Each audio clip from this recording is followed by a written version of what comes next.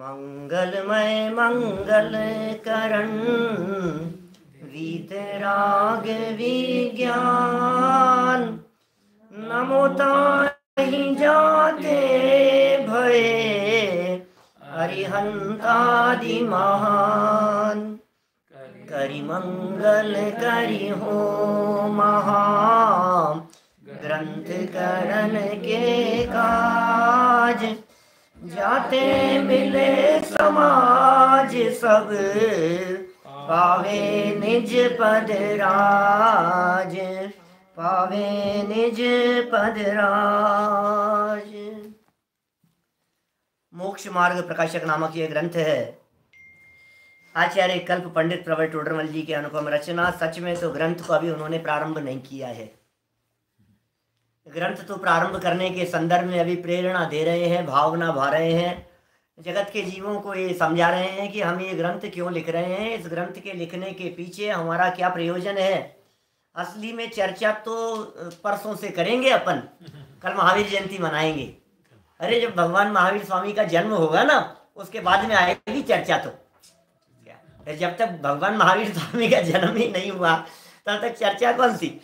तो देखिए खैर अभी तो जो प्रकरण अपना यहाँ चल रहा था कि भाई आप जो ये बात कह रहे हैं इन बातों में क्या महत्वपूर्ण बात है। तो बोले महत्वपूर्ण तो हम क्या कहें, लेकिन जो बात तीर्थंकरों ने कही थी वही गणधरों ने कही, वही परंपराचार्यों ने कही और वही बात हम कह रहे हैं। तीर्थंकर परमात्मा केवली भगवान साक्षात सूर्य के समान थे, गणधर आदि बड़े विशाल दीपक के समान थे और हम लोग छोटे से टिमटिमाते हुए दीपक की तरह हैं। लेकिन ध्यान रखना काम वही करते हैं अंधकार को दूर करने का। प्रयोजन फर्क नहीं है, मूल मुद्दे की जो बात है उसमें आपको रंच मात्र भी फर्क नहीं मिलेगा। ये सब बातें कल हम यहाँ कर चुके हैं और फिर एक नया प्रश्न उठाया यहाँ पेज नंबर 19 पर। पेज नंबर 19 पर नीचे प्रश्न है, मोक्ष मार्ग के प्रकाशक ग्रंथ पहले तो थे ही, तुम नवीन ग्रंथ किस लिए बनाते हो। भाई जिन ग्रंथों में मोक्ष मार्ग का प्रकाशन हो ऐसा थोड़ी ना है कि ये ग्रंथ पहले नहीं थे। ये मोक्ष मार्ग के प्रकाशक ग्रंथ पहले भी बहुत थे, तुम नया किस लिए बना रहे हो। जब थे शास्त्र और लोग उनसे पढ़ लेंगे, उनसे समझ लेंगे, तुम इसमें नई बात क्या करने वाले हो तुम। और यदि नई बात कुछ नहीं करने वाले हो तो फिर बनाने का क्या मतलब है। देखो बहुत सुंदर जवाब दिए। जिस प्रकार बड़े दीपकों का तो उद्योत बहुत तेलादिक के साधन से रहता है। क्या बड़े दीपकों, अब वो बड़ा दीपक कैसे जलता रहेगा, बहुत तेल चाहिए उसमें, बहुत संभाल चाहिए उसकी। इतने बड़े दीपक को या हर व्यक्ति अपने घर में नहीं जला सकता है। राजा महाराजाओं के यहाँ पुराने जमाने में जिस तरह के दीपक जलते होंगे, गरीबों के यहाँ उतने बड़े दीपक नहीं जल सकते थे, क्योंकि इतना तेल, इतना घी, जो भी उसमें, इतनी बड़ी बत्ती, इतनी बड़ी व्यवस्था, और जरूरत भी क्या है। एक महल भी छोटा सा है, जगह भी छोटी सी है, तो जरूरत भी नहीं है। तो ये कह रहे हैं उसके लिए तो बहुत साधन रहता है। जिनके बहुत तेलादिक की शक्ति ना हो उनके छोटा दीपक जला दें, क्या छोटा दीपक जला दो उनके, तो वे उसका साधन रखकर उसके उद्योत से अपना कार्य करें। ये इन्होंने एक एग्जाम्पल दे दिया है। बहुत सामर्थ्य नहीं है, देख भाई तेरे पास इतनी व्यवस्था नहीं है, तो एक काम कर, 2 रुपए के तेल से भी तेरा काम चल जाएगा, रात निकल जाएगी। ज़्यादा की जरूरत नहीं है तुझे, बहुत ज़्यादा की जरूरत नहीं है। उसी प्रकार बड़े ग्रंथों का तो प्रकाश बहुत बना दे, बड़े बड़े ग्रंथ हैं, बहुत बड़ा प्रकाश है, तो वे उसका साधन रखकर उसके प्रकाश से अपना कार्य नहीं। उसी प्रकार बड़े ग्रंथों का तो प्रकाश बहुत ज्ञानादिक के साधन से रहता है। बड़े बड़े ग्रंथ, अब उसका साधन कैसे करे, तेरे को ज्ञान बहुत चाहिए। तेरे ज्ञान रूपी तेल यदि कम होगा तो बड़े शास्त्रों के मर्म को तू पढ़ नहीं पाएगा और समझ नहीं पाएगा। जिसके बहुत ज्ञानादिक की शक्ति नहीं है उनको छोटा ग्रंथ बना दें तो वे उसका साधन रखकर उसके प्रकाश से अपना कार्य करें। इसलिए ये छोटा सुगम ग्रंथ बनाते हैं। ये टोडरमल जी ने अपनी बात कही है कि हम ये छोटा ग्रंथ क्यों बना रहे हैं। ये सुगम ग्रंथ क्यों बना रहे हैं? जिनकी बुद्धि कम है, जो बड़े बड़े शास्त्रों में जिनकी बुद्धि नहीं लगती है, उनके लिए हम ये छोटे से शास्त्र लिख रहे हैं, इससे प्रयोजन सिद्धि होगी। देखो आप, अब ये दो महत्वपूर्ण तथ्यों की तरफ टोडरमल जी यहाँ ध्यान आकर्षित करने वाले हैं। मार्मिक प्रकरण है आज का ये, और इतना मार्मिक है कि ऐसे चित्त प्रफुल्लित हो जाता है। पुनश्च यहाँ जो मैं यह ग्रंथ बनाता हूँ, सो कषायों से अथवा मान बढ़ाने के लिए, अथवा लोभ साधने के लिए, अथवा यश प्राप्त करने के लिए, अथवा अपनी पद्धति रखने के लिए नहीं बनाता हूं। कितनी बातें कह दी टोडरमल जी ने। अरे बड़े आए शास्त्र बनाने वाले, शास्त्र किस लिए लिख रहे हो तुम? बहुत सारे लोग ऐसा कहते हैं, आप भी शास्त्र लिखो, क्या होगा? अरे शास्त्र की लिखी हुई बात से क्या होता है? व्यक्ति परमानेंट रहता है। ये सुनी हुई बात तो क्या है, आपने सुना दिया, सामने वालों ने सुन लिया, खाए खोया बह गया जैसी बात है। तुम शास्त्र आदि लिखोगे, आज भी हम पुराने उन्हीं विद्वानों को याद करते हैं जिनका साहित्य हमारे पास में उपलब्ध है। आप क्या सोचते हैं, टोडरमल जी के समकालीन ऐसे अनेक विद्वान थे, भले ही टोडरमल जी के सानिध्य में, निर्देशन में उन्होंने काम किया हो, लेकिन लेखन बिल्कुल नहीं था, तो आज उनका नाम नहीं है। तो ऐसे कहते हैं, तो किस लिए बनाना चाहते हो भाई तुम? अपना नाम चले इसलिए, अपने नाम के लिए। टोडरमल जी ये कह रहे हैं, नहीं भाई, ऐसा कोई खोटा प्रयोजन नहीं है। कषाय से नहीं कर रहा हूं मैं ये ग्रंथ। कषाय से ग्रंथ कैसे हो सकते हैं? दूसरे की काट करने के लिए, दूसरे की निंदा करने के लिए, दूसरों ने कोई बातें चला रखी हो उनका विरोध करने के लिए हम भी अपनी कलम चलाएंगे, लेकिन उनकी बात का हम विरोध करेंगे। ये तो कषाय से हो गया। फिर मान बढ़ाने के लिए अथवा लोभ से। मान बढ़ाने में दो बातें इन्होंने पंडित जी साहब ने यहाँ कह दी। मान बढ़ाने के लिए, इसका मतलब है लोभ साधने के लिए और यश प्राप्त करने के लिए। लोभ भी जो है वो मान जैसा ही है, क्या राग जैसा ही है, और यश का भी लोभ होता है। और क्या, इसके लिए नहीं कर रहे हैं बहुत प्रसिद्धि। भाई सुनो, यदि टोडरमल जी यश प्रसिद्धि के लिए करते तो इसमें सबसे पहले अपनी फोटो लगाते। ये जो टोडरमल जी साहब की जो फोटो दिखती है ना हमारे को, ये मोक्ष मार्ग प्रकाशक ग्रंथ के ऊपर, ये काल्पनिक फोटो है, ऐसे नहीं दिखते थे, पता नहीं कैसे दिखते थे। लेकिन ये फोटो और ये पिक्चर इतना रूढ़ हो गया है, इतना प्रसिद्ध हो गया है कि आज जब भी हम टोडरमल जी का स्मरण करते हैं, हमारे दिमाग में यही पिक्चर आती है। ऐसे थे टोडरमल जी, ऐसे थे टोडरमल जी। कोई फोटो तो मिलता नहीं है उनका, पिक्चर तो मिलता नहीं है कोई, तो अपना परिचय तो लिख देते इसमें, माता पिता का नाम। देखो बच्चों के नाम तो मिलते हैं, कहीं मिल गए, लेकिन पत्नी का नाम भी नहीं मिलता। वो कहाँ की थी, कहाँ की रहने वाली थी, उसका नाम क्या था, उनके माँ बाप कौन थे, कुछ पता नहीं है, कोई चर्चा नहीं मिलती है। क्यों नहीं लिखा टोडरमल जी साहब ने? और यहाँ तो हम 4 लाइनें लिखते हैं जिसके नीचे अपना नाम, अपना पता, अपना मोबाइल नंबर, ईमेल एड्रेस, ये वो दुनिया भर की बातें लिखेंगे। 10 पेज यदि कोई व्यक्ति लिखे तो उसे लगता है कि इसका प्रचार होना चाहिए, ये छपना चाहिए, जन जन तक पहुंचना चाहिए, लोगों को पता लगना चाहिए कि ये मेरा किया हुआ है। अरे भाई, ये कोई यश प्रतिष्ठा के प्रयोजन से नहीं लिख रहे हैं हम, कोई मान सम्मान के लिए नहीं लिख रहे हैं, अथवा पद्धति रखने के लिए नहीं बनाता हूं। पद्धति माने परंपरा। हम ये शास्त्र को अपनी परंपरा कायम रखने के लिए बना रहे हो, ऐसा भी नहीं है। इस गलत फहमी में भी मत रहना कि हमें कोई अपनी नई पद्धति चलानी है, अपनी नई परंपरा चलानी है, हमें कोई अपना नया धर्म या पंथ चलाना है, ऐसा नहीं है। टोडरमल जी ने कोई पंथ नहीं चलाया, गुरुदेव ने कोई अपना पंथ नहीं चलाया। ये बात अलग है कि उनके आधार पर, उनकी शैली के आधार पर, उनके द्वारा प्रारूपित विशेष तत्व ज्ञान के आधार पर एक अलग लोग कुछ एकत्रित हो गए, वो अलग मैटर है। लेकिन ये मैं पद्धति चलाने के लिए नहीं कर रहा हूं, पद्धति के लिए नहीं बनाता हूं। तो फिर किस लिए बना रहे हो साहब? आपको कोई लोभ नहीं है, आपको यश प्रतिष्ठा की चाह नहीं है, मान सम्मान का आपको भाव नहीं है, तो फिर आप बना किस लिए रहे हो? अब पहले से शास्त्र बहुत सारे हैं। तो भाई 2 बातें हैं। नंबर 1, जिनको व्याकरण न्यायादिक का, नए प्रमाणादिक का तथा विशेष अर्थों का ज्ञान नहीं है, कितनी बातें कह दी जिनको व्याकरण का ज्ञान नहीं है। कितने लोग हैं व्याकरण को कितने लोग जानते हैं भाई साहब। ये साहित्य पढ़ने वाले थोड़े व्याकरण को समझते हैं, सामान्य बुद्धि वाले लोग समझते नहीं है व्याकरण क्या होता है, व्याकरण में किस किस प्रकार की बातें आती है। अभी आपको संधि विच्छेद की बात करें तो आपको क्या समझ में आएगी, आपको कारक समझाएं, विभक्तियां समझाएं तो आपको क्या समझ में आएगी, कौन सी विभक्ति से कैसा क्या है। यार हमारे यार पंडित जी आप ये बातें हैं ना ये दूसरे लोगों के बीच में किया करो, हमारे जन सामान्य के बीच में आप इस प्रकार की बात मत करो।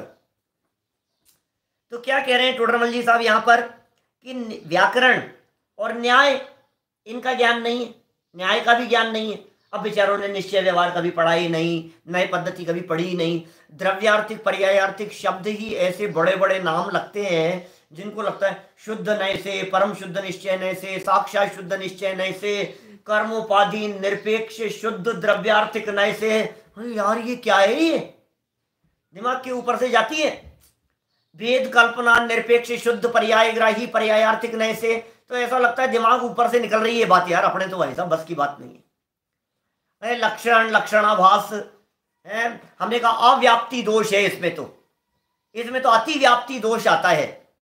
ये क्या होता है भाई साहब अतिव्याप्ति, क्या होता है भाई साहब अव्याप्ति, क्या होता है असंभव दोष, क्या होते हैं लक्षण, क्या होते हैं लक्षणाभास।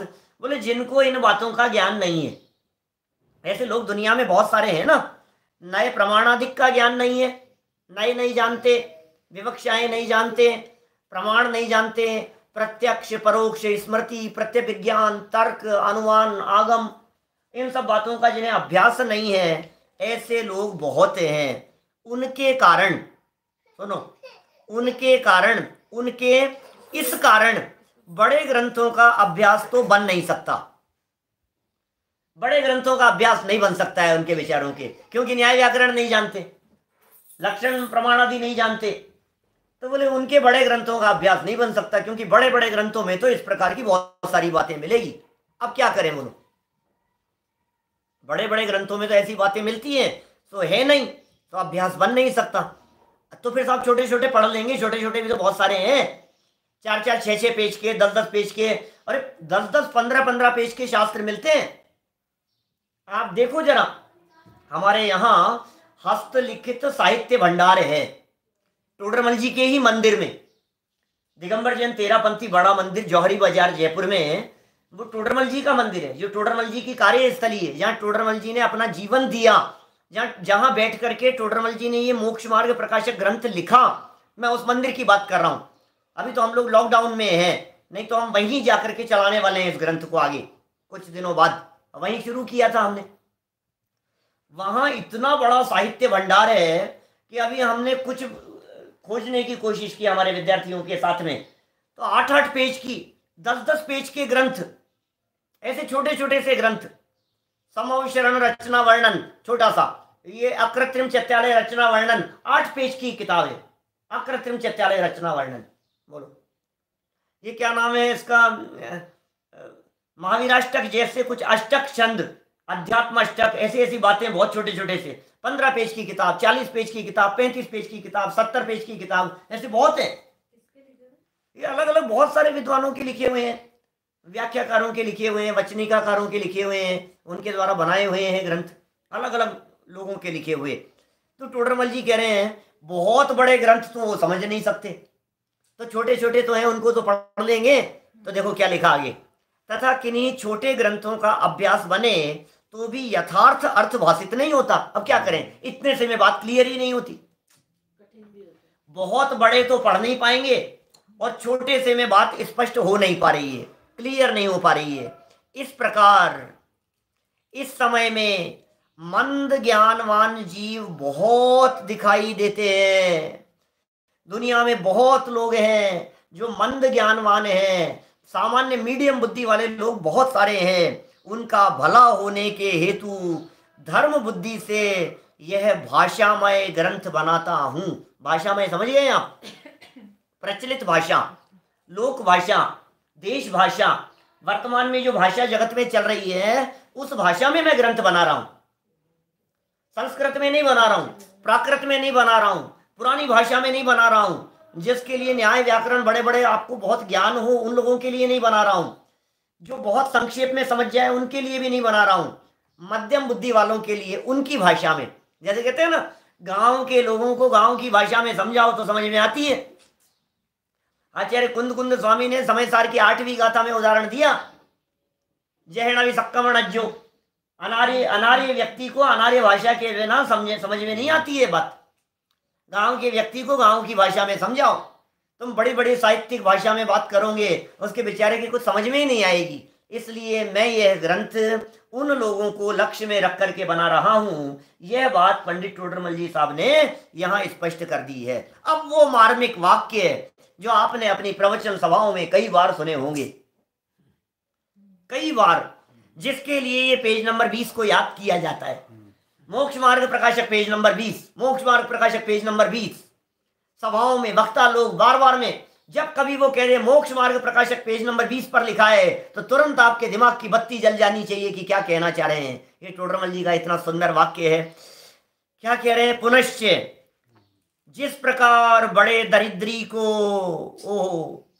अवलोकन मात्र चिंतामणि की प्राप्ति हो और वह अवलोकन ना करे।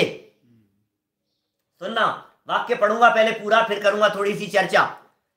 जिस प्रकार बड़े दरिद्री को अवलोकन मात्र चिंतामणि की प्राप्ति हो और वह अवलोकन ना करे, तथा जैसे कोढ़ी को अमृत पान कराए और वह न करे, उसी प्रकार संसार पीड़ित जीव को सुगम मोक्ष मार्ग के उपदेश का निमित्त बने और वह अभ्यास ना करे, तो उसके अभाग्य की महिमा हमसे तो नहीं हो सकती। क्या कह रहे? अभाग्य की महिमा नहीं हो सकती। हम आपको क्या बतलाएं, उसके अभाग्य के बारे में क्या बतलाएं, उसका भाग्य कितना खराब है, हम इसके बारे में हमारे पास में कोई शब्द नहीं। अभाग्य की महिमा, क्या बात कह रहे हो आप? कौन से व्यक्ति? 2 उदाहरण दिए टोडरमल जी साहब ने यहाँ। पहला उदाहरण दिया कौन सा? बड़ा दरिद्री। दरिद्री नहीं, शब्द देखो क्या कह रहे हैं, बड़ा दरिद्री। अरे इतना बड़ा दरिद्री है कि जिसके पास में पहनने को तन पर वस्त्र नहीं है, फटे कपड़े हैं, जन्म से नंगा घूमता है, खाने के लिए जिसके पास में रोटी नहीं है, सर छिपाने की तो बात ही नहीं है, अरे झोपड़ी में भी नहीं रहता है, वो फुटपाथ पर सोता है, ऐसा बड़ा दरिद्री। और सुबह कदाचित उसको रोटी मिल जावे तो अब पता नहीं आज रोटी मिल गई है, अब कितने दिन बाद मिलेगी, इस बात का कोई ठिकाना नहीं। ऐसे बड़े दरिद्री व्यक्ति को, भीख मांगने वाला व्यक्ति भीख मांग करके काम चलाता है और जिसको दुत्कार मिलती है, जिसको फटकार मिलती है, टोडरमल जी कह रहे हैं उसे कोई महाभाग्य से, कोई पूर्व पुण्य के योग से ऐसे व्यक्ति के सामने चिंतामणि रत्न ला करके दे देवे। क्या कि ये चिंतामणि नाम का रत्न देख, तेरे सामने क्या चीज आ गई है, और वो कहे नहीं नहीं नहीं यार मेरे पास फुर्सत नहीं है, पहले ही मैं मरे जा रहा हूं और तुम्हें न मालूम क्या ले आए, मेरे को क्या दिखाने जा रहे हो। ये क्या हो गया भाई? कैसे अभागा है, किस्मत खराब है उसकी। एक तरफ तो टोडरमल जी ने पीछे पेज नंबर 17 पर भाग्यशालियों की चर्चा की थी, अब यहाँ पेज नंबर 20 पर टोडरमल जी साहब अभागों की चर्चा कर रहे हैं। समझ में आ रही है बात? पेज नंबर 17 पर उन्होंने कहा था भली हो न हार है जिनकी, जिन्हें ऐसा विचार आता है। शास्त्र पाठियों के भाग्यशाली की बात कही थी। अब ये कह रहे हैं शास्त्राभ्यास नहीं करने वाले कितने बड़े अभागे हैं। पॉइंट समझ में आ रहा है? सुनो देखो, मैं आपको 2 तरह से बात कहता हूं। कभी कभी ऐसा होता है ना, किसी व्यक्ति को इस भाषा में समझाया जाए, देखो आओ भाई तुम्हें बहुत लाभ मिलेगा, आओ भाई हम तुम्हारे को एक स्कीम बतलाते हैं, हम तुम्हारे को एक बिजनेस बतलाते हैं, बहुत प्रॉफिट होगा, बहुत प्रॉफिट। सुनो सुनो मेरी बात, एक बिजनेस है। ये बहुत सारे लोग कंपनी वाले ऐसे समझाते रहते हैं ना, वो कहते हैं अरे मैं आपको बतला रहा हूं आप ये बिजनेस करो। अरे भाई हमें नहीं करना है यार, काहे को पीछे पड़ रहा है। लोग किसी व्यक्ति को बहुत लाभ दिखाया जावे और वो उसकी तरफ आकर्षित हो जावे, ये कोई जरूरी नहीं है। पेज नंबर 17 पर इसे लाभ दिखाया गया था, इसे सर्टिफिकेट दिखाया गया था, देख तुझे सर्टिफिकेट मिलेगा, देख तुझे मुक्ति मिलेगी, देख तू तेरा भाग्य खुल जाएगा, तेरी किस्मत खुल जाएगी, तो जिनवाणी सुन। वहां तो इसको लाभ दिखाया गया था। अब कोई व्यक्ति उस लाभ लेने के लिए तैयार ना होवे, मान लो कदाचित, तो फिर उसे क्या कहते हैं? ठीक है, कोई बात नहीं, तुम्हें नहीं नहीं सुनना है ना, हमारा बिजनेस नहीं देखना है ना, लेकिन एक बात ध्यान रखना, यदि ये नहीं करोगे ना तो देखना कितना नुकसान हो जाएगा तुम्हारे। तो फिर इसकी बत्ती खुलती है, थोड़ी सी जलती है अंदर, दिमाग दिमाग की ट्यूबलाइट जो है थोड़ी सी जलने लगती। क्या बात कर रहे हो, नुकसान किस बात का हो जाएगा? करेंगे तो फायदा होगा, मुझे फायदा नहीं चाहिए, नहीं चाहिए ना मुझे प्रॉफिट, क्या करना है कि नहीं नहीं नहीं करोगे ना तो नुकसान होगा तुम्हारे को। तो क्या नुकसान हो जाएगा? नुकसान कहते ही इसका दिमाग थोड़ा सा चलने लगता है। तो ऐसे ही टोडरमल जी ने पहले तो लाभ दिखाया, अब ये लाभ के लिए तैयार नहीं था, तो फिर कहा सुन, यदि तू अभ्यास नहीं करेगा तो तेरे से बड़ा कोई अभागा नहीं है। अब नुकसान दिखा रहे, माने क्या कह रहे हैं, कोई बड़ा दरिद्री, और चिंतामणि रत्न समझ गए आप? चिंतामणि रत्न क्या है? चिंतामणि रत्न, चिंता, चिंता शब्द जुड़ा है जिसके साथ में, ऐसा मणि है जो सारी चिंताओं को दूर कर देता है, ऐसा रत्न है। शास्त्रों में मिलता है ऐसा रत्न, कहाँ मिल जाएगा ऐसा चिंतामणि रत्न बतलाओ?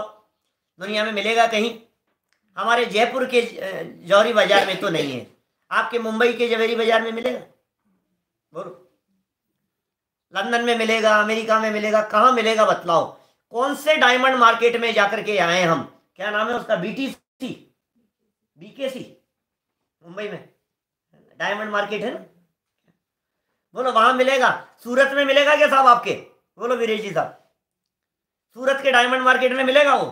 कहां कहां जाकर के हम उस रत्न को तलाशें कि हमारे को वो चिंतामणि रत्न मिल जाए? बोले भाई साहब, चिंतामणि रत्न भाग्य वालों को मिलता है, अभागों को नहीं मिलता है। इस पंचम काल में कहां चिंतामणि रत्न देख रहे हो आप? ऐसा चिंतामणि रत्न जो मांगो वो मिल जाए। आपने कहा रसगुल्ला, ले बेटा। आपने कहा 2 किलो गोल्ड, ये ले। आपने कहा डोसे, बोले ये ले। आपने कहा महल, बोले ये सामने आ गया। आपने कहा रत्नों के थाल, बोले ये सामने आ गए। आपने कहा इतनी महंगी गाड़ी, बोले ये सामने आ गई। ऐसा ऐसा रत्न किसको मिल रहा है? किसको दिखा रहे हैं ये? बड़े दरिद्री को। अरे उसकी पीढ़ियां सुधर जाएगी। क्या जन्म जन्मांतरों की तो क्या बात करें, लेकिन उसकी जितनी आगामी पीढ़ियां होगी उन सारी पीढ़ियों की दरिद्रता मिट जाएगी। आगे लंबे समय तक 7 पीढ़ियों तक कमाने की जरूरत नहीं पड़ेगी। ऐसा रत्न उसे दिखा रहे हैं, और वो नहीं देखे, वो क्या कहे, मुझे नहीं चाहिए, हटा इसको, ये क्या ले आए सामने? उसके हाथ में आ जावे और कोई विचार नहीं करे और उसे उठा करके फेंक देवे, मुझे नहीं चाहिए। कोई व्यक्ति ऐसे चिंतामणि रत्नों से दिखाए, लो भाई चिंतामणि रत्न देख तो सही, तेरे लिए क्या लाया हूं, उठा करके फेंक देवे। रोटी चाहिए, यहाँ भूखा मर रहा हूं, तो रत्न दिखा रहा है मुझे, ये इसको खाऊंगा क्या, चाटूंगा क्या, इस रत्न को क्या करूंगा मैं? बोलो आप, अब क्या करें? उसके अभाग्य की महिमा नहीं की जा सकती। क्या कहें टोडरमल जी साहब, कैसे शब्द दे रहे हैं? कौन से व्यक्ति के लिए कह रहे हैं अभाग्य की महिमा नहीं कही जा सकती? ये दरिद्री के लिए नहीं कह रहे हैं, ये हम जैसे महादरिद्रियों के लिए कह रहे हैं। और हम तो नहीं है दरिद्री, ये उन जैसे दरिद्रियों के लिए कह रहे हैं जिनके पास में जिन वचन नहीं है, जिनके पास में जिनवाणी नहीं है, जिनके पास में तत्व ज्ञान नहीं है। वे दरिद्री नहीं, महादरिद्री है। दर दर की ठोकरें खाने वाला होता है ना दरिद्री। ये कह रहे हैं जिसे मोक्ष मार्ग की खबर नहीं है, जिसे आत्मा परमात्मा की खबर नहीं है, जिसे शास्त्र की खबर नहीं है, वो व्यक्ति कैसा है? बहुत बड़ा दरिद्री है। वो गरीब नहीं, महागरीब है वो व्यक्ति। कितनी भी संपदा हो बाहर में, लेकिन जिनवाणी सुनने का अवसर नहीं हो, जिनवाणी सुनने का विकल्प नहीं आवे, तो उसे अभागा कहते हैं। और मैं कभी कभी कषायों की जब परिभाषाएं बतलाता हूं तो मैं ऐसे व्यक्ति को तीव्र कषाई कह करके बोलता हूं। सुनने का विचार नहीं आ रहा है, कितना शांति से बोल रहा है, प्रेम से बोल रहा है, लेकिन विचार नहीं आ रहा है ना उसे। जिनवाणी सुनने का विचार नहीं आ रहा है, अभ्यास नहीं करने का उसको भाव हो रहा है। एक उदाहरण हुआ। सेकंड एग्जांपल क्या दिया टोडरमल जी साहब ने? देखो, कोढ़ी को अमृत पान कराए, कुष्ठ रोग से पीड़ित है, तड़प रहा है, कुष्ठ रोग झर रहा है, कोई व्यक्ति पास में बैठने को तैयार नहीं है उसके, जहां जाता है लोग दुत्कार करके भगा देते हैं उसे, भाग यहां से, ऐसा दुर्गंध झरता हो जिसके कोढ़। अमृत पान कराएं और अमृत पान करने से वो सर्वांग सुंदर हो जाएगा, और वो नहीं करे। बोलो कैसा आवाज है? अभाग्य वालों के लिए 2 एग्जाम्पल दिए और फिर क्या कह रहे हैं, उसी प्रकार, ये उसी प्रकार कह करके अब ये मनुष्य गति के हम आप लोगों के परिचित लोग जो दिखाई देते हैं उनकी बात आ गई, हमारी नहीं। हम तो जनवाणी सुनने वाले लोग हैं, हमें तो महाभाग्य से मिल गई है ये जनवाणी, हमें तो ये तत्व ज्ञान हमारे को मिल गया है। हम अभागे नहीं है, हम तो भाग्यशाली हैं, लेकिन हमें हमारी निगाह में बहुत सारे लोग अभागे दिख रहे हैं जिनको हम वर्षों से कह रहे हैं सुनो सुनो। वो आपके चाचा जी भी हो सकते हैं, वो आपके मामा जी भी हो सकते हैं, वो आपके फूफा जी भी हो सकते हैं, वो आपके जीजा जी भी हो सकते हैं, आपके कमर साहब हो सकते, कोई भी व्यक्ति हो सकते हैं, दादाजी चाचा जी मामा जी, कोई भी व्यक्ति मान लो, वो आपकी बहुएं हो सकती है, आपकी बेटियां हो सकती है, आपकी चाची जी हो सकती है, आपके नानी जी दादी जी हो सकती है। कौन जो आपकी निगाह में आ रही हैं, जिनको जिनवाणी सुनने का भाव नहीं आता, उनके लिए कह रहे हैं उसी प्रकार कह करके। आप समझ लेना आप कौन है। और यदि आपको कोई ऐसे व्यक्ति नजर आते हो तो आप फिर कह सकते हो कल महावीर स्वामी की जन्म जयंती का प्रसंग है, जीवन बदलने का वापस अवसर आ रहा है, लग जाओ इस मार्ग पर, ये फिर अवसर आया है। कल जन्म कल्याण का प्रसंग है ना, आज अपन ये पहला अधिकार खत्म करेंगे और कल जन्म दिवस की चर्चा करेंगे, महावीर जन्म कल्याण की, और परसों से दूसरे अधिकार की चर्चा करेंगे। तो यदि आपको ऐसा लगता हो कि हमारा समय बदल गया, और वास्तव में जिसके भाग्य में होगा वही सुनेगा भाई, क्या करें। कोई व्यक्ति कितना भी समझाने सिखाने का प्रयास करे, जिसके भाग्य में ही नहीं है उसका क्या किया जा सकता है। सुनो, उसी प्रकार संसार पीड़ित संसार पीड़ित जीव को सुगम मोक्ष मार्ग के उपदेश का निमित्त बने। पहले तो पीड़ित है, कुएं में पड़ा है, खाई में पड़ा है, और उस खाई से निकालने वाला कोई मिल गया, डूब रहा है। डूबते व्यक्ति को कोई व्यक्ति सहारा देने वाला मिल जावे तो उसकी किस्मत कितनी अच्छी है। संसार में पीड़ित था, पीड़ित लगता है आपको संसार, ये संसार आपको जंजाल दिखता है, संसार कष्ट रूप प्रतीत होता है। इंद्र सरी के भोग आपको काक वीट सम दिखाई देते हैं क्या? चक्रवर्ती की संपदा में उन्हें बेचैनी दिखाई देती है, इंद्र को भोगों को भोगते हुए तड़प दिखाई देती है, बेचैनी दिखाई देती है। ये कह रहे हैं संसार से जो व्यक्ति पीड़ित है, कल कही थी ना लाइन, या संसार में जीव सुखिया कोई नजर नहीं आता। हम तो पीड़ित हैं भाई। पीड़ित का अर्थ कोई बीमार नहीं है यहाँ, पीड़ित का अर्थ कोई पाप के उदय वाला जीव नहीं है। अरे पुण्य के उदय में जिनको पीड़ा दिखाई देती हो, यहाँ कह रहे हैं संसार से पीड़ित उस जीव को सुगम सरल मार्ग है, सीधा सच्चा मार्ग है, सरल मार्ग है, उस सुगम मोक्ष मार्ग के उपदेश का निमित्त बन गया। ओहो, महाभाग्य से गुरुवर आ गए हैं समझाने वाले, महामुनिराजों का समागम मिल गया है, विद्वानों का समागम मिल गया है, 10 लक्षण पर्व है, और महाभाग्य से ऐसा हो गया है कि कभी जिनवाणी नहीं सुनी थी और अभी योग ऐसा बन गया कि पंडित जी तुम्हारे ही घर में आकर के रुक गए। कोरोना आ गया क्या, ऐसा योग बन गया। कभी जिनवाणी नहीं सुनी थी, फुर्सत नहीं मिलती थी, बिजनेस बिजनेस बिजनेस, कभी फुर्सत नहीं मिलती थी, और अभी ये कोरोना के लॉकडाउन की वजह से पत्नी सुनती थी और हमें भी सुनने का अवसर मिल गया। बैठ गए, अब क्या करें, जाएं तो जाएं कहाँ, टाइम पास नहीं होता है दिन भर। अब ये चला करके बैठी है मोबाइल और हम भी यहाँ बैठ गए, तो ये योग बन जाए ऐसा। ये कह रहे क्या लिखा टोडरमल जी साहब ने, सुगम मोक्ष मार्ग के उपदेश का निमित्त बन जावे, और क्या करें, और यह अभ्यास ना करे। अरे अरे क्या करें, तुझे अमृत पिला रहे हैं और तू नहीं पी रहा है। गुरुदेव तो ऐसा कहते थे, चक्रवर्ती के यहां से लगन आया है, बोल, चक्रवर्ती की कन्या का टीका आया है, समझ ले, या तेरी कन्या के लिए चक्रवर्ती का रिश्ता आया है, बोल है कि नहीं तू तैयार? और ये कहे नहीं, तू अभागा है, अब तेरी किस्मत में नहीं है, अब क्या करें। हम तेरे अभाग्य की क्या बात करें। ये कह रहे हैं भाई अभ्यास ना करे तो उसके अभाग्य अभाग्य अभागा है, किस्मत खराब है, इसकी किस्मत फूटी है। जिसकी किस्मत में ही नहीं होगा उस व्यक्ति के मुख से यही वचन निकलेंगे, मुझे नहीं चाहिए, मुझे पसंद नहीं है। अरे मरना है क्या, वहां चक्रवर्ती के यहाँ दासी बन करके रह जाएंगे, उनके यहाँ जाएंगे तो चक्रवर्ती की पत्नी होकर के क्या करेंगे, कही है उनके यहाँ तो हमें नहीं चाहिए ऐसी जगह। पता नहीं है चक्रवर्ती क्या हस्ती है, तुझे पता नहीं है चक्रवर्ती का पुण्य प्रताप कैसा होता है, तुझे पता नहीं है कि ये संबंध कहां से आया है, तू उसे ठुकरा रहा है। अभाग्य की महिमा टोडरमल जी कह रहे हमसे तो नहीं हो सकती, अब आप जितनी अभाग्य की महिमा करो सो कर लो। हमने तो एक वाक्य कह दिया, और इस वाक्य में कहा तो ये कि नहीं हो सकती, लेकिन सब बात कह दी है। ऐसा होता है ना कभी कभी, हम कुछ नहीं कह सकते, कुछ नहीं कह सकते का मतलब बहुत कह दिया। जैसे कहते हैं ना करोड़ों जिह्वाओं से भी नहीं कहा जा सकता, इसका मतलब क्या हुआ, सब कह दिया कितने दुख हैं। अभाग्य की महिमा नहीं कही जा सकती, तो नहीं कही जा सकती इसका मतलब क्या अभाग्य नहीं है, अरे नहीं बोल नहीं सकते इसका मतलब ये है बहुत बड़ा अभागा है, ऐसा कह रहे हैं उनकी। तो फिर क्या करोगे साहब, वो इतने बड़े अभागे हैं, तुम क्या करोगे बताओ, तुम कुछ बताओ तो सही। इतने बड़े वो अभागे हैं और तुम्हारे कहने से सुन नहीं रहे हैं, तुम समझा रहे हो वे समझ नहीं रहे हैं, तुम उन्हें अमृत पिला रहे हो और वे अमृत नहीं पी रहे हैं। अरे ये अमृत है जिनवाणी, ये अमृत है अध्यात्म का, ये अमृत है अतीन्द्रिय आनंद का, जो अमृत पिलाने की बात चल रही है। जिनवाणी अमृत रसाल रसिया आओ रे सुनवा, ये अमृत है।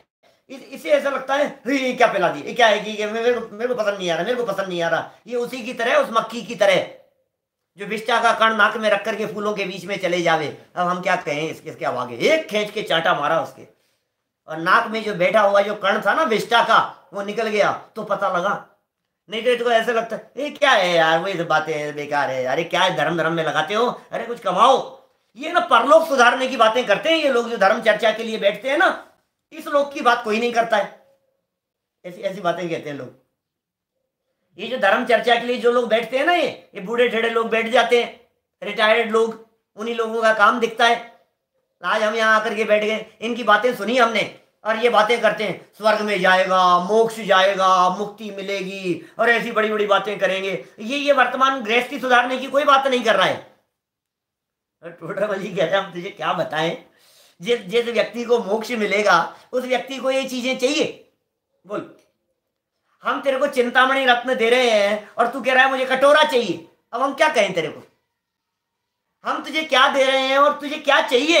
ये तो हालत ऐसी नजर आती है इसकी। तो जैसे वो एक उदाहरण दिया था ना मैंने, शायद अभी इन्हीं दिनों दिया है, मोक्षमय प्रकाशक के प्रवचनों में है क्या पता नहीं, मुझे ध्यान नहीं है, 22-23 प्रवचन हो गए।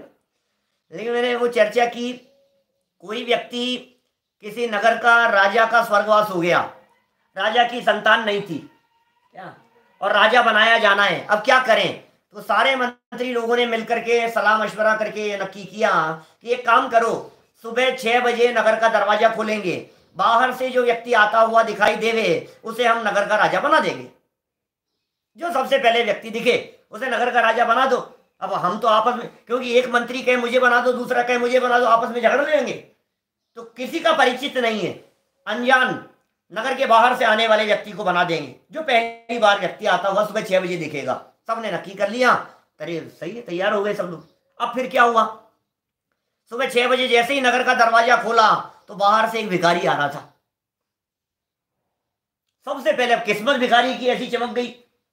अब वो भिखारी जब बाहर से आ रहा था तो उसको पकड़ लिया सबने, और कहा अरे भाई ये तो किस्मत खुल गई इसकी, तो राजा बना रहे हैं इसको। तो अब उसको लाए, उसको नहलाया धुलाया, उसको तैयार किया, उसको नए नए कपड़े पहनाए, गहने पहनाए। तो ये सब पहनाने के बाद जैसे ही तैयार किया, उसको 2 मिनट के लिए छोड़ा, और वो रुक करके क्या करता है कि वो अपने जो फटे पुराने कपड़े थे ना उनको समेट रहा है, उनको तैयार कर रहा है। अरे साहब ये आप क्या कर रहे हो, कि नहीं नहीं ये तो आपने पहना दिए, जब ये उतर जाएंगे ना तो फिर यही तो काम आएंगे। ये मूर्ख, तुझे पता नहीं है तुझे क्या बनाया गया है, तुझे पता नहीं है तुझे कौन सा राज्य मिल गया है, तुझे पता नहीं है राजा क्या होता है। ये कह रहा है तो मोक्ष मिलेगा, मोक्ष की बातें कर रहे हो, गृहस्थी की बातें तो करते। अरे तुम्हें पता नहीं है ये मोक्ष माने क्या होता है, तुम्हें पता नहीं है अतीन्द्रिय आनंद माने क्या होता है, तुम्हें पता नहीं है इस अतीन्द्रिय आनंद माने सिद्ध भगवान जैसा सुख, भगवान जैसे सुख भोगने का रास्ता दिखा रहे हैं यहाँ पर। तुम्हें पता है क्या कह रहे हैं ये। तो टोडरमल जी कह रहे हैं भाई क्या करें हम तो उनके बारे में विचार करते हैं, होनहार का विचार करते हैं, बेचारों के भाग्य में नहीं है, हम क्या करें। हमने कोशिश करके देख ली, इसके भाग्य में नहीं है तो फिर क्या करें। होनहारी का विचार करने पर समता आती है। ये वाक्य आपने कई जगह पर पढ़े होंगे। कौन से वाक्य? समय से पहले और भाग्य से ज्यादा कभी किसी को कुछ नहीं मिलता। क्या वो है ना, एक सेठ जी की इकलौती पुत्री थी, अच्छे संपन्न परिवार में उसकी शादी कर दी गई, लेकिन समय है, बदलते देर नहीं लगती है, समय नहीं लगता समय बदल जाने में। जिनके यहाँ संबंध किया गया था उनका जो बहुत लंबा चौड़ा बिजनेस था वो सब धीरे धीरे करके सब चौपट हो गया। अब बिजनेस चौपट हो गया तो सेठानी जी बार बार ये कहती थी, सेठ जी से बोलती थी कि उनकी हेल्प करो ना थोड़ी सी, उनकी हेल्प करो थोड़ी सी, क्या वो दे दो ये, और वो करते नहीं थे। 10 दिन निकल गए, 15 दिन निकल गए, बार बार में उन्होंने कही, मानने को तैयार नहीं, सुने नहीं। बड़ा आश्चर्य। और वो भी बहुत खुददार थे, मतलब वो आप देव तो लेवे नहीं, वो भी तो कई दिन निकल गए। सेठानी जी बार बार में विकल्प आता था, बार बार में विकल्प आता था। एक दिन अचानक क्या हुआ कि वो जो दामाद थे, कंवर साहब थे, जमाई थे, वे इनके घर आए, सेठानी के यहाँ, अपने ससुराल उधर से निकल रहे थे, तो बोले सोचा मिलता चलूं, कोई बात नहीं।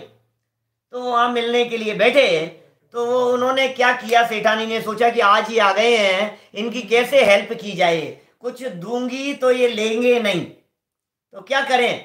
तो बोले लड्डू बन रहे थे, तो उन्होंने कहा आप बैठो यहाँ। तो लड्डू के बीच में उन्होंने सोने की मोहरें, सेठानी जी ने लड्डू के बीच में रख दी और लड्डू तैयार कर दिए। लड्डू तैयार हो गए और उनसे कहा कि सुनो अभी अभी लड्डू बनाए हैं, ये लड्डू ले जाओ। अब ठीक है, क्या मना करते लड्डू के लिए। वो लड्डू लेकर के बाहर निकले। फिर क्या हुआ, थोड़ी देर बाद में लड्डू लेकर के जैसे ही जा रहे थे, घर से बाहर निकले, उनके दिमाग में आया यार ये क्या आफत, मैं पहले ही मार्केट में उलझा हुआ हूँ, कहाँ कहाँ जाऊँगा, ये 2 किलो ये सामान ये और लेकर के, ये कहाँ लड्डू लेकर के इधर उधर घूमता फिरूंगा। उनको तो कुछ समझ में आती नहीं है। अब दीदी उनको तो क्या कहता मैं, ये विचार करता हुआ चल रहा था कि इतने में सामने उसे लड्डू की दुकान दिखी। हाँ, दुकान मिठाई वाले की। तो मिठाई वाले की दुकान मिली, तो उसने वो क्या किया, वो लड्डू जो थे ना 2 किलो, वो उस मिठाई वाले को बेच दिए। तो वजन भी उतर गया और पैसे भी मिल गए, डबल काम हो गया। और वो तो चले गए। इतनी देर में 10-15 मिनट बाद में क्या हुआ कि सेठ जी आ रहे थे घर। उन्होंने ये सोचा कि घर चल रहा हूं, सेठानी कितना काम करती है बेचारी अकेले, एक काम करता हूं, लड्डू की दुकान दिखी, बोले लड्डू ले चलता हूं। तो सेठ जी ने दुकान वाले से लड्डू मांगे, क्या 2 किलो लड्डू दे देना भाई। तो वो भी सोचा कि अब नए कौन निकालेगा अंदर से, ये पैकेट तैयार रखा है यहाँ। ऐसे के ऐसे पैकेट उसने सेठ जी को दे दिया और सेठ जी लेकर के घर आ गए। जब वो पैकेट लेकर के घर आए और सेठानी ने जैसे ही देखा उस पैकेट को, अचानक देखते ही आंखें खुल गई। ये क्या है, ये क्या हुआ। तुरंत उस पैकेट को लेकर के अंदर गई और लड्डू को तोड़ करके देखा। बाहर आकर के बोली कि तुम्हें दामाद जी कहाँ मिल गए थे। कौन दामाद जी, क्या बात कर रही हो। तो बात आपस में हुई तो पूरी बात क्लियर हो गई। बोलो, जब पूरी बात क्लियर हो गई तो सेठ जी ने कहा कि देखो तुम्हें लगता है, तुम महीने भर से सोच रही थी कि मैं सहयोग नहीं करता हूं, लेकिन क्या करें, अब ये करके देख लिया ना, फिर क्या हुआ बताओ। उनकी किस्मत में नहीं था, उनकी होनहार नहीं थी, तो तुम्हारी कोशिश करने पर भी नहीं हुआ। सुनो, दामाद जी की किस्मत में तो था ही नहीं, वो तो हलवाई की किस्मत में भी नहीं था। क्या वो तो वापस अपने ही आना था, वो घूम फिर करके दोबारा अपने आ गया। और सुनो गजब की बात, इन लड्डू और गोल्ड की मोहरों का क्षेत्र से क्षेत्रांतर होना और क्षेत्रांतर होकर के वापस लौट करके आ जाना, ये इनका स्वतंत्र परिणमन है, इसमें दुनिया में किसी की चलती नहीं है। तुम कहां चलाने का प्रयास करो बोलो। तो टोडरमल जी कह रहे हैं हम क्या करें, हमने इतनी इंपॉर्टेंट चीज इनको बतलाई, अमृत पान करा रहे हैं, चिंतामणि रत्न दे रहे हैं, सरल मोक्ष मार्ग का उपाय बतला रहे हैं, कह रहे हैं तुझे सिद्ध जैसा सुख मिलेगा और ये नहीं कर रहा है, और तो हम क्या सोचें बोलो अब कि भाई इसकी होनारी ऐसी है, मैं क्या करूं, इसके भाग्य में ही ऐसा है, हमने इसके लिए सब कुछ कर लिया, हमने इसके लिए एड़ी से चोटी तक का जोर लगा लिया, इसको सारी सुविधाएं प्रदान कर दी, इसको ये दे दिया, इसको जो चाहिए वो सारी फैसिलिटी प्रोवाइड कर दी, उसके बावजूद भी नहीं करे, तो टोडरमल जी कह रहे हैं भाई इसकी तो होनहार का ही विचार करने पर हम क्या करें, हम आकुलित होते रहे उसे देख देख करके, हम परेशान होते रहे, हम हमारे परिणाम बिगाड़ते रहे, अरे भाई हमें तो समता आती है, हम क्या करें, समता भाव, हम क्यों कषाय करें, हम क्यों आकुलित व्याकुलित होवे, नहीं है उसकी किस्मत में, नहीं है उसके भाग्य में, नहीं है उसकी होनहार ऐसी, उसकी जैसी होनहार होगी उसके अनुसार उसका काम होगा, ये समता आती है हमारे को तो ये विचार करने पर। किन के लिए कह रहे हैं, ध्यान देना, ये बहुत सीधे सीधे शब्दों के प्रयोग किए हैं, किन के लिए, जो अभ्यास ना करे, ध्यान देना, अभी यहां पढ़ने वालों की बात नहीं कही, उपदेश का निमित्त मिला, उपदेश का निमित्त मिल गया तो सुन तो रहा ही है ना, उपदेश का निमित्त बन गया है तो ऐसा नहीं कि उसने सुना नहीं है, अभ्यास नहीं किया, उसके बारे में गहराई से चिंतन मनन नहीं किया, उसको अभागा कह रहे हैं यहां पर। अब आगे सुनो जरा, कहा भी है, साहीणे गुरु जोगे जेण सुनंती धम्म वर्णाई ते धिट दुष्ट चित्ता, ओ क्या कह रहे हैं ते धिट धीटे दुष्ट चित्ता, दुष्ट चित्त वाले हैं, एह सोहड़ा भव है विउड़ा, क्या कह रहे, स्वाधीन उपदेश दाता गुरु का योग मिलने पर भी, स्वाधीन उपदेश दाता गुरु का योग मिलने पर भी जो जीव जिन धर्म वचनों को नहीं सुनते, अब सुनना, ऊपर तो कहा था अभ्यास नहीं करते वो तो अभागे हैं, जो लोग उपदेश का निमित्त मिला और अभ्यास नहीं किया, ये तो ऊपर वाली लाइन थी, उनके लिए तो कहा अभाग्य की महिमा नहीं कही जा सकती। अब यहां बात बदल रही है थोड़ी सी, ध्यान देना, अलग हटके कह रहे हैं, ये कह रहे हैं धर्म वचनों को सुनते ही नहीं है, उसने बेचारे ने सुना तो सही, अभ्यास नहीं किया, उसे अभागा कहा था, अब ये सुनते ही नहीं है, बोले दुष्ट चित्त है, तो ढीठ है, गाली दे उसको, तो क्या करे। और इससे पहले दो शब्द दिए बहुत सुंदर, स्वाधीन उपदेश दाता, मैं इस चीज को दो प्रकार से देखता हूं, एक तो गुरु के विशेषण के रूप में, स्वाधीन उपदेश दाता माने स्वाधीनता से उपदेश देने वाले, जो पराधीन नहीं है, जो सुनने वाले के अधीन नहीं है, तुम क्या सुनना चाहते हो वो तुम्हें सुनाएंगे, ऐसा नहीं, जो मूल तत्व की बात है वो हम तुम्हें समझाएंगे सुनाएंगे, तो स्वाधीनता से बात कर, स्वाधीन उपदेश दाता, स्वाधीनता से उपदेश देने वाले गुरु का योग मिले, एक अर्थ हो गया। अब दूसरा अर्थ करता हूं, स्वाधीन उपदेश, इसे उपदेश का विशेषण बनाओ, स्वाधीनता को, कैसे उपदेश दाता गुरु मिले, बोले स्वाधीन उपदेश देने वाले गुरु मिले। स्वाधीन उपदेश मतलब समझ गए आप, स्वाधीनता का उपदेश देने वाले, कण कण की स्वतंत्रता का उपदेश देने वाले, जन जन की स्वतंत्रता का उपदेश देने वाले, एक परमाणु दूसरे परमाणु का कर्ता धर्ता नहीं है ये उपदेश देने वाले हैं, सब द्रव्य स्वतंत्र जगत में कोई न किसी का काम करे, ये उपदेश देने वाले गुरु का योग मिला। दो अर्थ हो गए ना, एक तो गुरु स्वाधीन है और एक उपदेश स्वाधीन है। गुरु स्वाधीन कैसे है, पैसे के अधीन नहीं है, लोभी नहीं है, लालची नहीं है, वक्ता के स्वरूप में जितने विशेषण दिए गए थे, तो ऐसा एक तो गुरु स्वाधीन है। स्वाधीन कैसे, हमारे मुनिराज स्वाधीन विहारी होते हैं, ऐसे गुरु का योग मिल गया। वे भक्तों के अधीन नहीं होते, वे श्रोताओं के अधीन नहीं होते, वे समाज पे आश्रित नहीं होते, वे स्वाधीन गुरु हैं, खुद स्वाधीन, दिग अंबर, दिशाएं जिनके वस्त्र हैं, जिनके ऊपर कोई और नहीं है, वे स्वाधीन हैं। जिनके ऊपर राज नहीं चलता, जिनके ऊपर राजा की आज्ञा नहीं चलती, राजा की आज्ञा और निर्देशन में जो नहीं चलते, वे कौन हैं, स्वाधीन गुरु हैं। इतनी स्वाधीनता है, जैसे जहां चल दिए, जैसे जहां बैठ गए, भोजन का विकल्प आया तो कर लिया, नहीं विकल्प आया तो नहीं किया, इनके यहाँ कर लिया आहार, विधि मिल गई तो, और नहीं मिली तो नहीं किया। उपवास करने का विकल्प आया तो उपवास कर लिया, आहार का विकल्प आया तो आहार के लिए निकल गए, किसी जगह पर ठहरने का विकल्प आया तो ठहर गए, विहार करने का विकल्प आया तो विहार कर गए। ऐसी स्वाधीनता, ऐसे स्वाधीन गुरु का योग मिल जाए, बंधे नहीं है किसी से, ऐसे स्वाधीन गुरु उपदेशदाता का योग मिले। और दूसरा क्या अर्थ किया मैंने?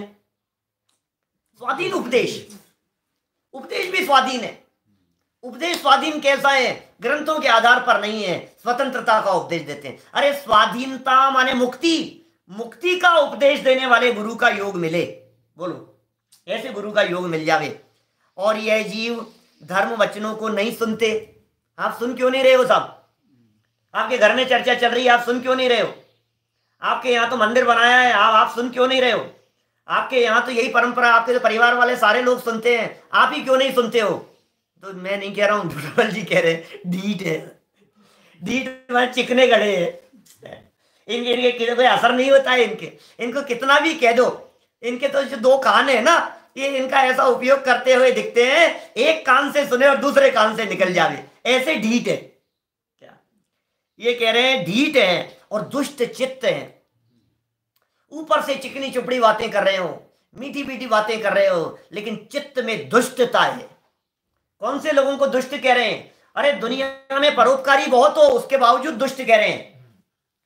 दया का भाव आता है तो भी दुष्ट है, करुणा का भाव आता है तो भी दुष्ट है, परोपकार का भाव आता है तो भी दुष्ट है, गरीबों के सहयोग करने का भाव आता है तो भी दुष्ट है।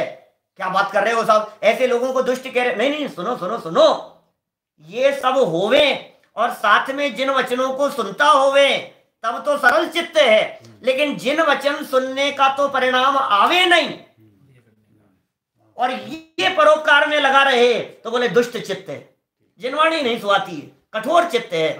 भाई साहब ये जिन वचन है, ये शेरनी का दूध है, स्वर्ण पात्र में ही टिकता है। सबके नहीं जचेगी ये बात, सबके नहीं रुचेगी, सबके नहीं पचेगी। 2-5 मिनट और एक्स्ट्रा लेने की भावना है, समय तो हो चुका है, 5-7 मिनट में खत्म करता हूं इस प्रकरण को।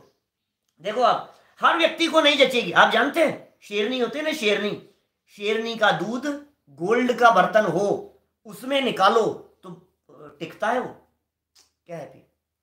माने यदि उसको आप स्टील के बर्तन में, तांबे के, कांसे के, किसी और बर्तन में आप उस दूध को निकालोगे तो बर्तन में छेद हो जाते हैं और दूध निकल जाता है, फट जाएगा, निकल जाएगा, उसमें से दूध ही निकल जाएगा।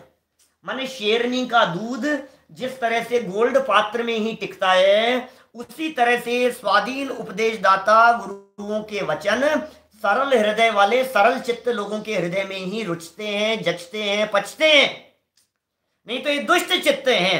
अथवा दूसरा उदाहरण, दूसरी बात क्या कह रहे हैं? अथवा जिस संसार भय से तीर्थंकर अधिक डरे, तीर्थंकर डर रहे हैं, चक्रवर्ती डर रहे हैं, ऐसे ऐसे बड़े बड़े लोग डर रहे हैं, घबरा रहे हैं। चक्रवर्ती की संपदा, राजमहल, रानियां, अप्सराओं जैसी सुंदर रानियां, पत्नियां, नौकर चाकर, वैभव, अरे डर लग रहा है, इसे भोगूंगा ना डंडे पड़ेंगे खींच खींच करके, ऐसे डंडे पड़ेंगे हमारे, ये डर लग रहा है उनको, छोड़ो भैया, छोड़ो इसको, छोड़ो इसको, छोड़कर डर के भाग गए। तीर्थंकर जैसे डर करके भाग गए। जो संसार विषय सुख हो तो तीर्थंकर क्यों त्यागे? चक्रवर्ती की संपदा की कल्पना कर सकते हो आप? अभी अवसर नहीं है मुझे चक्रवर्ती की संपदा बताने का। उस चक्रवर्ती को अपनी संपदा को भोगते हुए घबराहट होती है, डर लगता है, क्योंकि इसकी बाद में फ्यूचर दिख रहा है। चक्रवर्ती पद से मरे तो उसे दिख रहा है नरक, 7वां नरक दिखाई दे रहा है उसे नरक के कोड़े पड़ते हुए दिखाई दे रहे हैं। अब आप सोचो जरा क्या स्थिति, ऐसी हालत है, चाबुक से पीटा जाएगा, मारा जाएगा, नरक की चर्चा। और 2-4 दिन पहले हमने शाम के प्रवचन में ली थी ना, 6 ढाला की पहली ढाल का जो चर्चा अपन ने शाम को की है 8 बजे वाले प्रवचन में। ये कह रहे हैं यहां पर, देखो आप, तीर्थंकर आदि डरे, उस संसार भय से रहित हैं।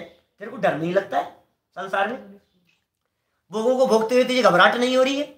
तेरा दिल नहीं दहल रहा है? तो ये कह रहे हैं वो सुभट है, बड़े सुभट है, हम तेरे को क्या कहें, ये भैया तू तो बहुत बड़ा वीर है। ऐसे वीर योद्धा डर गए, गुरुदेव ऐसा कहते थे, ऐसे वीर योद्धा डर गए कि जो हाथियों की सूंड पकड़ करके घुमाए, ऐसे इतना बड़ा योद्धा है। और इतना बड़ा योद्धा भी ये कोरोना शब्द से डर रहा है, इतना बहादुर होकर के भी। ऐसे बड़े बड़े सेनापति योद्धा जिनके नाम से शत्रु कांपते थे, नाम लेने मात्र से शत्रु डरते हैं, उनको भी डर लगा। और तुझे डर नहीं लग रहा है? तुझे डर नहीं लग रहा है? तो कितना बड़ा सुभट है भाई, क्या कहें। पुनश्च, अब सुनो, बातें बहुत गंभीर है। वैसे तो एक दिन और चला सकते थे अपन इस प्रकरण को, लेकिन अब खत्म करने का विकल्प कर ही लिया अपन ने, तो पूरा करें। देखो आप, बातें बहुत मार्मिक है। पुनश्च, प्रवचन सार में भी मोक्ष मार्ग का अधिकार किया है। प्रवचन सार के अंदर भी मोक्ष मार्ग का अधिकार किया है। वहां प्रथम आगम ज्ञान ही उपादेय कहा। प्रवचन सार ग्रंथ में आगम ज्ञान पहले, तो इस जीव को का तो मुख्य कर्तव्य आगम ज्ञान है।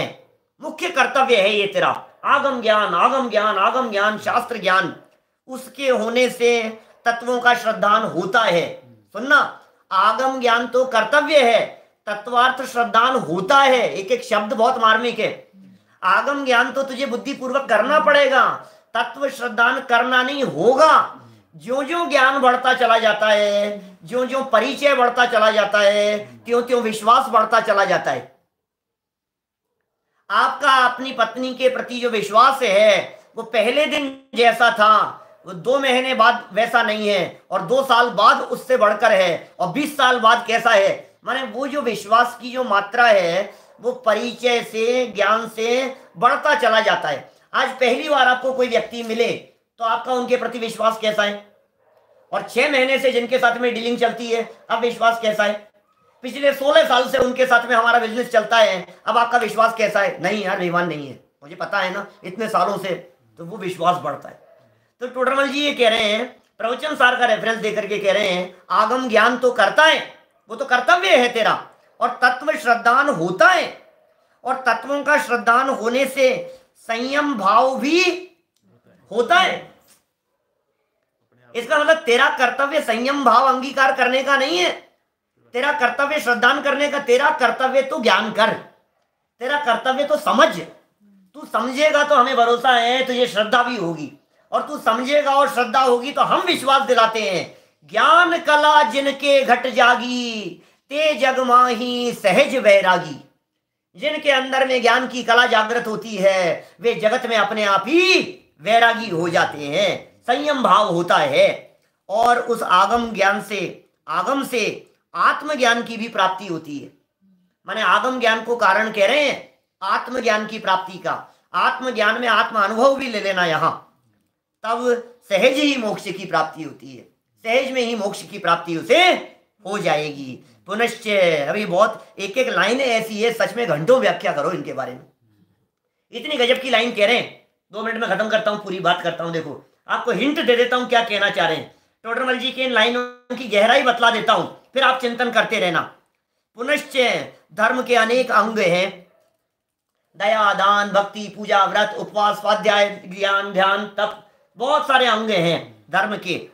उनमें एक ध्यान को तो छोड़ दो, ध्यान के बिना सबसे ऊंचा और धर्म का अंग नहीं है, इसको छोड़कर, स्वाध्याय को छोड़कर। इसलिए जिस प्रकार आगम अभ्यास करना योग्य, धर्म का सबसे बड़ा अंग कह दिया। एक व्यक्ति करोड़ों अरबों का दान देता हो और एक व्यक्ति 1 घंटे बैठ करके स्वाध्याय करता हो, बोले ये ज्यादा बड़ा धर्मात्मा है। ये कह रहे हैं यहां धर्म का बहुत बड़ा अंग है। 1 घंटे के स्वाध्याय की इतनी कीमत, शाम के प्रवचन में करेंगे, चर्चा आएगी जब प्रसंग बनेगा तो। कोटि जन्म तप तपे ज्ञान बिन कर्म जरेजे। ये तपस्या कर रहा है, ये दान दे रहा है, ये व्रत कर रहा है, ये उपवास कर रहा है, कितने धर्म के अंग कहे हैं। ये बहुत मेहनत करता है, ये मंदिर बनवा रहा है, ये प्रतिष्ठाएं करा रहा है, ये विधान करा रहा है, बोले इतने बड़े बड़े आयोजन कर रहा है। सुन, स्वाध्याय के बिना, स्वाध्याय सबसे ऊंचा है, सबसे ऊंचा है स्वाध्याय। कि साहब इससे ऊंचा, बोले इससे ऊंचा तो एक ही है, फिर ध्यान। एक ध्यान को अलग कर दो तो स्वाध्याय सबसे ऊंचा है, ऐसा कह रहे हैं। इसलिए भाई अंतिम उपदेश, इसलिए जिस प्रकार आगम अभ्यास करना योग्य है, जिस प्रकार में भी बड़ा मर्म है। जैसे बन पड़े मर पच करके भी, जैसे बन पड़े बस आगम अभ्यास कर, आगम अभ्यास करना योग्य है। पुनश्च, इस ग्रंथ का तो वांचना, सुनना, विचारना बहुत सुगम है। मैं जो ग्रंथ बना रहा हूं, मैं अभी बनाया नहीं है, अभी तो आप शुरू करेंगे। मैं जो ये ग्रंथ बना रहा हूं इसका वांचना, सुनना और विचारना बहुत सरल है। कोई व्याकरण आदि का भी साधन नहीं चाहिए, बहुत बुद्धि नहीं चाहिए, बहुत उपयोग नहीं चाहिए। इसलिए अवश्य इसके अभ्यास में प्रवृत्त हो।